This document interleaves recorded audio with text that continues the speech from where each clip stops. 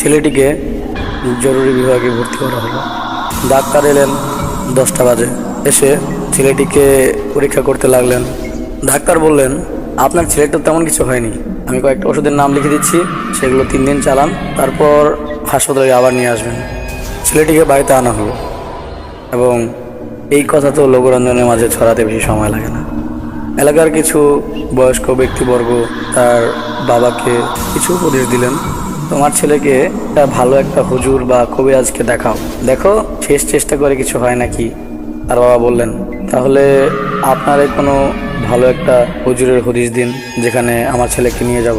তারা বললেন, তাহলে বলছি শোনো, এখান থেকে 10 মাইল দূরে যেই জঙ্গলটা আছে সেই জঙ্গলের সামনে একটি মসজিদ রয়েছে। সেই মসজিদের যে ইমাম সে সাধারণত এই কাজগুলো করে থাকে, তুমি চাইলে তোমার ছেলেকে নিয়ে সেখানে যেতে পারো।